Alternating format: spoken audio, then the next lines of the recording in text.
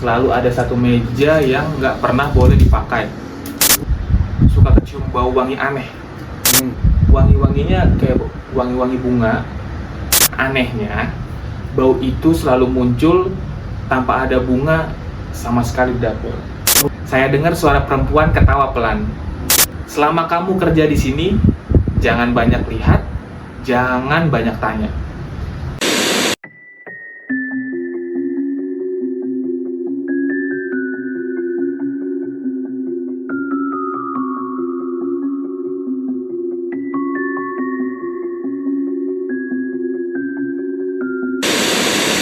Oke, assalamualaikum warahmatullahi wabarakatuh. Selamat gini hari, sobat gentayangan semua. Gimana kabarnya nih? Mudah-mudahan pada sehat-sehat ya. Balik lagi bareng gue Mas Gan di sini, dan kali ini gue ditemani oleh Bro Cito. Sehat bro? Sehat.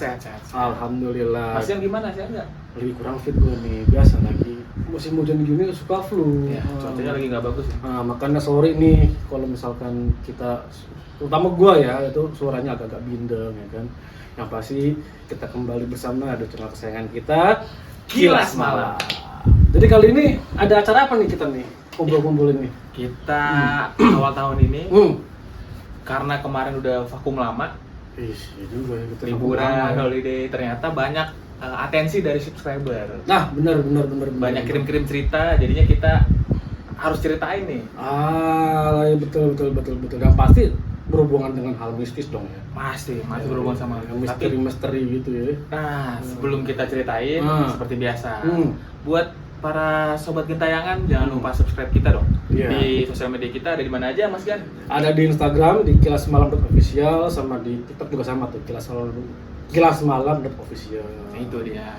Terus juga buat teman-teman sobat gentayangan yang pengen kirim-kirim atensi juga, siapa tahu cerita kalian terpilih, silakan dikirimkan ke email kita di kilasmalam.official@gmail.com. Jangan lupa kirim ya teman-teman. Gak usah takut, kirim aja karena semuanya bisa kita bantu samarin kalau kalian nggak mau identitasnya diceritakan. Misalkan dari namanya Dudung jadi Diding gitu kan. Ya, Dadang. Kanan jadi kiri juga boleh. Boleh banget. Gitu.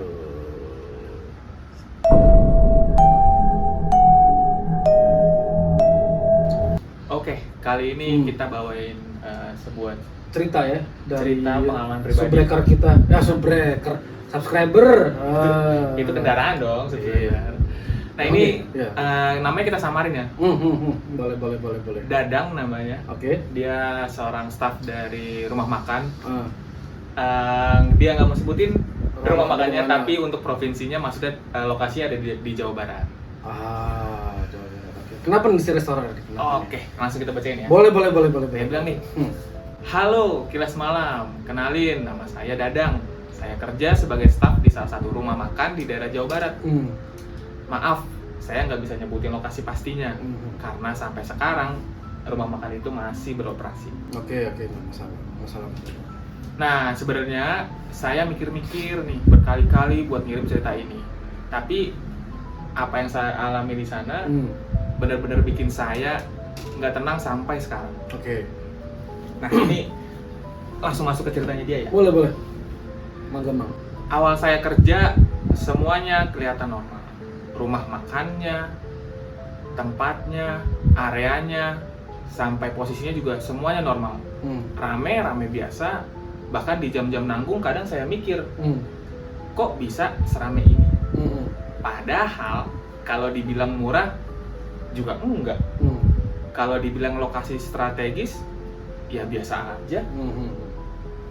Yang mulai bikin Dadang kepikiran nih, itu pas jam maghrib.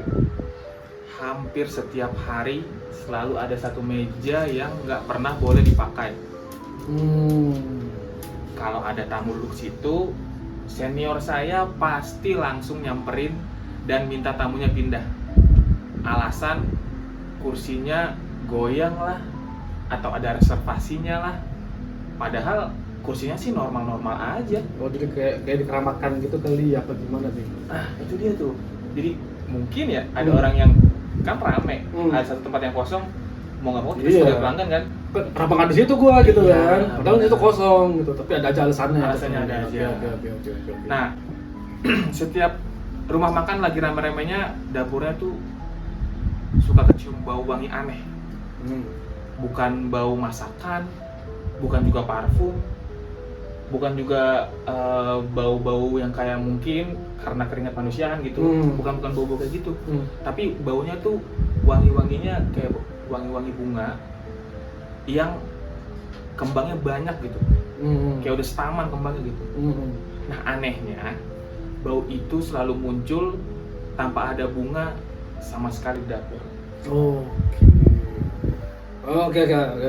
Harusnya kan namanya dapur.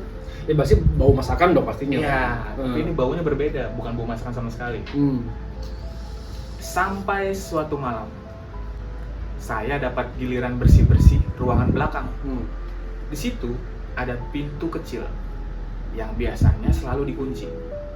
Oke. Entah kenapa malam itu pintunya kebuka dikit. Di dalamnya saya lihat mangkok kecil isinya air keruh, bunga yang udah layu, sama rokok yang masih ada bekas abunya. Berarti ada seseorang tadinya di ruangan itu berarti. Mungkin. Oke. Nah, belum sempet dia nutup pintu itu, saya dengar suara perempuan ketawa pelan, deket banget. Oke. Perempuan merokok kan udah biasa sih emang. Malamnya, Dadang mimpi ada perempuan pakai kebaya, rambutnya panjang, wajahnya cantik, tapi dingin. Dia cuman bilang satu kalimat. Selama kamu kerja di sini, jangan banyak lihat, jangan banyak tanya. Oke, berarti di restoran itu apa angker apa tapi dibilang angker juga dia kayak menyiapkan suatu ruangan untuk sesuatu ya berarti ya. Nah itu dia. Terakhir tuh Dadang bilang gini, sejak malam itu dia sering ngerasa kayak diawasin. Kalau dia lewat dapur sendirian, semua bulu-bulunya itu berdiri. Sampai akhirnya dia mutusin buat keluar resign kali. Resign. Nah, kata teman dia yang masih kerja di sana, kayaknya sih dia udah konfirmasi lagi ya. Sebelum dia resign itu, rumah makan itu udah nggak seramai dulu.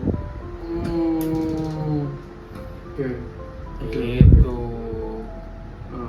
Terus kata dia nih, dia sih nggak berani bilang itu pesugihan atau bukan. Seperti dugaan kita dari awal nih. Karena banyak hal-hal yang jam-jam nanggung aja, restoran ramai tuh aneh, jam-jam nanggung. Restoran ramai tuh udah aneh, jam-jam nanggung menurut gue. Tapi satu yang saya yakin, keramaian yang datang terlalu mudah, biasanya ada harganya. Dan nggak semua orang kuat buat tinggal di situ. Oke. Jadi memang itu ya namanya maksud gue memang kamar itu udah disiapkan tapi entah buat apa gitu ya. Bisa jadi mungkin buat penglaris atau semacamnya kali ya. Dugaan kita ke situ ya. Karena gini, biasanya restoran yang menurut kita masakannya biasa aja ataupun mungkin juga variasi menunya juga gitu-gitu aja gitu kan ya, rame itu pasti iya, sorry ya, banyak orang bilang bahwa itu pasti ada sesuatunya di situ. Iya. Tapi lo pernah punya pengalaman nggak sih? Sejujurnya kalau pengalaman itu gue kurang tahu. Tapi kalau yang ada tempat makan yang rame di jam-jam nanggung itu sering. Tapi emang makanan enak kan? Nah, terkadang enak, tapi terkadang tuh sebenarnya biasa aja. Oke. Karena gini bro, ngomong-ngomong soal restoran yang makin gitu-gituan ya, gitu, yang klinik-klinik pesugihan or something lah itu. Tapi sebelumnya, Mas Gan ada pengalaman juga nggak? Iya ini makanya mau ceritain nih. Okay. Tenang. Oke. Akan diceritakan. Jadi gue pernah makan di salah satu restoran di Bilangan Jakarta Barat. Restoran A lah ya. Gitu. Jadi memang ketika gue datang ke restoran itu hawanya tuh apa ya, beda lah gitu. Apa ya, kayak semacam Lu pernah gak sih datang ke sebuah tempat yang hawanya tuh bukan kayak hawa manusia, kayak hawanya yang apa ya, nggak enak lah di hati gitu loh. Atau mungkin lu punya pengalaman yang kayak punya pemikiran yang kayaknya gue datang ke sini salah deh. Pernah nggak lu? Udah ada penolakan gitu. Oke. Gue masuk, gue tanya di sini menunya apa? Ini spesialisasinya ini. Ada yang lain nggak? Enggak, cuma di doang, dia bilang gitu. Cuma satu doang, ya kan? Ya sudah, udahlah gitu kan. Dan memang orang makan tuh apa ya? Khusyuk gitu loh. Makan tuh kayak serius banget gitu kan. Ya, yang ngobrol, cuman enggak yang cekikan yang ketawa heboh atau apa gitu. Nah, gue mikir ya namanya restoran pada umumnya lah ya gitu. Nah, suatu ketika tapi ini jangan tiru ya. Gua orang yang jarang baca doa ketika mau makan. Ya. Even kata-kata bismillah kadang-kadang gue juga suka lupa. Main makan aja gue gitu. Nah, suatu ketika di hati gue tuh kayak orang lu mesti baca bismillah. Nah, ketika gue baca bismillah, entah kenapa di hati gue di perasaan gue tuh kayak kok malah makin tambah gak nyaman ya gitu kan. Makan gak nyaman. Terus gue merasa kayak gue harus bener-bener berdoa deh gitu loh. Dari hati gue tuh kayak gue harus melafalkan doa yang khusyuk gitu kan. Gue baca doa dan memang gue tambah ayat kursi gitu loh. Mungkin tahu ya, gue baca ayat kursi, terus gue bacain al-fatihah segala macam. Gue tiup tuh makanannya. Gue tiup makanannya pas gue makan apa ya? Gue ngerasanya karena waktu itu menu makanan yang gue makan itu bentuknya dimasak digoreng. Gue ngerasa kayak minyak doang yang gue rasa gitu loh, nggak ada garamnya, nggak ada pedasnya, nggak ada apa, kayak cuma minyak aja gue makan. Kayak kok restoran kayak gini cuma gini doang rasanya, tapi kok rame gitu kan, tapi kok rame gitu. Orang-orang sekeliling kayaknya enak aja gitu. Nah sedangkan kan gue makan sama temen gue, ini enak gitu kan, dan ini tuh terkenal di sini, maksudnya di daerah situ top tier lah, top tiernya di sini. Kalau misalkan kita nyari menu ini, makannya di sini. Tapi rasanya cuma minyak doang, gue bilang minyak goreng doang. Nggak mungkin lah gini. Gue coba makan. Ih makin gak karu-karuan, gue bilang rasanya. Udah kan. Terus entah kenapa ya tuh ya. Jadi pas gue makan, ini kebetulan gue makan itu deket pintu masuk. Gue lagi makan, gue taruh lah, gue ambil rokok. Terus gue gini. Jadi di pintu masuk ke dia itu kayak ada sesajen gitu loh. Kayak bunga-bunga gitu. Ada kayak bunga-bunga, ada dupa, ada sebuah kantong hitam gitu, udah dekil gitu. Terus gue bilang, loh anjir, ini berarti restoran rame pesugihan jangan apa gimana, karena bener gue ngeliat orang-orang tuh pada makan tuh kayak nikmat banget kan. Tapi ketika gue udah baca doa terus gue tiup segala macam, cuma gini doang kok rame. Ternyata ya gue nggak tahu ya, walau alam hisab ya bro ya gitu ya, coba sebutin yang di luar sana. Ternyata memang gitu loh. Ternyata memang dia tuh pakai gitu. Alasannya buat penglaris, yang gitu biar rame.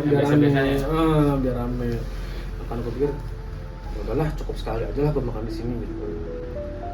Dan biasanya kalau kata orang zaman dulu ya, restoran atau rumah makan yang pakai penglaris tuh ketika lu bawa bungkus, lu bawa pulang gitu kan. Oh makan di rumah. Rasanya nggak enak. Oke, makan tempat lain lah ya. Enak. Tapi menurut orang rumah yang dibawain kan dibawain orang rumah. Enak kok, enak gini. Terus gue coba lagi. Loh, kok ada rasanya? Gue ngebaca lagi gue ngebaca doa. Oke. Gue bacain doa lagi dengan persis doa yang sama, ya kan? Gue doa makan, terus ditambah al-fatihah sama ayat kursi, gue tiupin, udah hilang rasanya. Malah biasa aja. Lagi cuman kayak minyak doang gitu loh. Bukan kebanyakan minyak ya kan, kalau lu beli makanan katakanlah nasi goreng atau mie goreng atau kebanyakan minyak kan emang beda rasanya, emang ya kayak gitu kan. Ini nggak oily banget, tapi rasanya tuh cuman minyak aja yang gue makan gitu loh. Atau itu. Terus yang kedua juga pernah gue di daerah Serang gitu. Oh, udah mulai Nah, agak kesana nih. ini di kampung halaman gue Udah mulai nih, kesana di nih. Serang nih ya kan, yang ya terkenal banyak kliniknya lah ya gitu. Jadi ada satu warung pinggir jalan, tendaan. Kata orang, ya ini pakai ini. Wah, masa sih gue bilang gitu kan. Penasaran. Penasaran dong. Datang lah gue. Coba kali ya. Coba. Datang, gue makan. Lagi-lagi dengan ini gue dengan berdoa kan, karena kan gue udah dapat info seperti itu ya. Ada ini. Iya bener deh, enak kok, nggak masalah.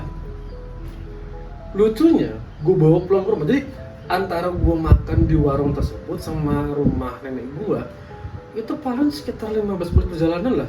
Gue nyampe sana basi. Waduh. Berlendir gitu. Jadi gue makan nasi goreng, kebetulan kan gue beli nasi goreng.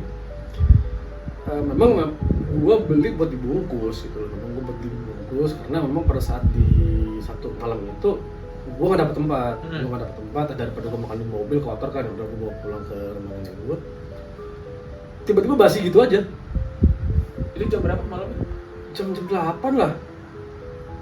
Jam nanggung juga tuh kalau Loh iya, makan ya. makan. Jam Tapi ramenya, wah, lu temen-temen yang sekarang mungkin tahu lah tempat mana yang gue maksud ya gitu. Gue nyampe rumah, lah basi. Buat Mas Gan sendiri basi atau keluarga ngeliatnya aman-aman aja? Basi. Gue Semua makan, keluarga juga ngeliat gue basi? makan bertiga sama kakak sepupu gue sama satu lagi kakak sepupu gue juga kalau salah. Enggak, sama adik gue. Dia tiga-tiganya basi. Di makan tempat, cobain, aman-aman aja. Aman-aman aja. Pas gue pulang, ya kan, karena waktu itu mejanya nggak banyak, ya kan.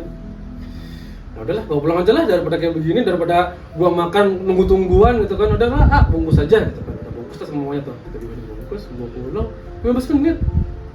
Basi kebuang akhirnya. Oh, mungkin itu yang dibilang sama warga situ. Ya, Karena pas dibawa pulang dengan makan di tempat berbeda. Makanya. Berarti pasarnya udah bukan daerah situ ya, harusnya berarti pasarnya emang daerah-daerah yang pendatang kan? Iya, mungkin kali gua nggak tahu juga ya gitu kan. Tapi lagi-lagi pasti rame sih. Ya gue nggak tahu ya, kan banyak orang bilang katanya yang diludahin pocong lah, ada yang ditarik genderuwo apalah gitu kan supaya si warungnya rame gitu loh. Jadinya ya gitulah kurang lebih pengalaman gue ya yang gitu. Mungkin Bro itu ada cerita apa? Atau mungkin dari temen kali apa Iya, gimana? oke. Tapi ini kesimpulan aja. Biasanya yang kayak gini-gini sering gue temuin tuh level-level rumah makannya yang top tier-nya middle ke bawah. Biasanya. Tapi hati-hati juga kadang-kadang yang middle up juga Ada. Kayaknya agak beda main tuh. Tapi kalau middle kayaknya ke bawah, beda dukun nih. iya. Middle ke bawah itu rasanya ya kita sering lewat lah. Rame sekali dua kali rame penasaran coba. Dan memang yang kayak Mas Gan cerita makan di situ enak, tapi dibawa pulang beda aja. Cuma emang belum nemuin yang basi, tapi Nah, beda kalau aja. berarti ekstrim banget sih emang. Bener-bener pas gue buka tuh nasi goreng gue tuh berlendir yang apa sih yang lengket gitu tuh. Kalau mungkin perjalanan taruhlah sejam 2 jam gitu mungkin ya. Karena ketutup kan. Ketutup kan panas, ketutup kan. Karena kan Make sense lah, logis itu, ya. makanya pas dibuka udah kayak nasi basi dari kapan tahu. Dari situ lah gue nggak makan lagi tuh di warung itu lah. Ngeri sih ya. Ngeri. Iya. Tapi balik ke Dadang. Iya. Sampai lupa gue masih Mas Dadang nih. Sorry mas. Tapi menurut Mas Gan, ruangan yang dia waktu itu bersihin, terus dia malamnya, pokoknya dari ruangan itu dia udah lihat ada bekas rokok, bekas apa kan, terus malamnya dia dimimpin sesuatu yang dibisikin. Kira-kira itu penunggunya nggak sih? Atau itu jimatnya atau apapun gitu? Karena kan dia bilang tuh, jangan banyak tanya, jangan apa. Ciri-cirinya ya kayak begitu, ada mungkin satu ruangan yang tertutup, yang sudah dibuka, atau mungkin katanya si dapurnya itu mesti tempat yang terpencil ya kan. Jadi misalkan rumah makan terus ada satu ruangan kecil buat dapurnya yang nggak boleh sembarang orang masuk Ya. apa segala macam, atau mungkin yang kita cerita si Mang Dadang tuh yang ada satu ruangan yang benar-benar tutup rapat, nggak boleh ada orang keluar masuk gitu ya, gitu gitulah. Kadang jadinya kalau kita flashback lagi, ketika si Dadang keluar habis dapat mimpi itu kan, kita nggak tahu nih dia berapa lama keluarnya dari mimpi itu kan, tapi ketika dia keluar dia tanya lagi temannya, masih rame tapi udah nggak terlalu rame, apa karena si Dadang udah ketemu duluan? Nah bisa jadi karena kan kadang-kadang mereka tuh kan nggak boleh ketahuan Ya, gitu. Jadi kayak semacam posisinya nggak boleh ketahuan apa segala macam. Kalau sampai ketahuan halayak ramai atau mungkin ketahuan sama seseorang, mungkin akhirnya ya apa ya, mungkin ilmunya lah atau apanya itu menghilang atau ya gitu. Ya pokoknya kalau pesan dari gua ya, kalian yang punya usaha ya nggak usah lagi gitu-gituan, yang organik aja ya. Jadi promosinya ya kan, terus kalau yang buat restoran atau rumah makan, usaha-usaha rumah makan, rasanya itu Yang harus pertama. konsisten pertama ya ya kan? rasa. Mungkin terkadang makanan yang sederhana tapi dengan rasa yang wah, yang konsisten, itu juga bisa menjual, daya jualnya baik. Tergantung target pasar kembali lagi. Iya, Kalau memang target pasarnya umum, rasanya harus menang dulu. benar. Kalau memang target pasarnya berbeda, Hmm. kenyamanan dulu biasanya. Iya, makanya. Jadi nggak usah lah. Ngambil jalan pintas ya? Udah di jalan pintas lah. Capek tahu gitu-gituan, lu belum lagi ada tumbal lah, apalah. Iya. Karena nggak mungkin sih praktek-praktek kayak gitu, betul nggak ada tumbal tuh nggak mungkin sih. Selalu ada harga yang dibayar. Selalu ada harga yang dibayar. Kata Mas Dadang tadi kan bilang gitu ya. Kan dia udah dapet apa yang dia mau, Hmm. masa yang itu nggak dapet apa yang dia mau juga kan. Timbal baliknya. Makanya kita thank you banget sama Dadang yang udah berani mau cerita. Iya, Mang nuhun emang ya ceritanya. Nah buat teman-teman yang lain juga nggak apa-apa, cerita kasih lagi ke kita ya, nih sebagai pengalaman juga, buat sharing-sharing ke teman juga, dan jadi nambah ilmu juga, biar kita lebih tahu untuk menyikapi biasanya keadaan-keadaan kayak gitu kayak gimana sih. Nah, Gitu kan. terakhir kalimat dari gua, mungkin pesan dari gua, mungkin dari Bang Cita juga. Berdoa sebelum melakukan sesuatu, baik dari makan, lo ngapain, karena memang yang namanya berdoa, lo minta suatu perlindungan dari Tuhan, itu akan lebih baik ya, kita jadi lebih dijaga sama dia. Betul, itu dari Mas Gan. Nah kalau dari gua terakhir dengerin Mas Gan. Udah bagus itu, udah bagus dengerin Mas Gan.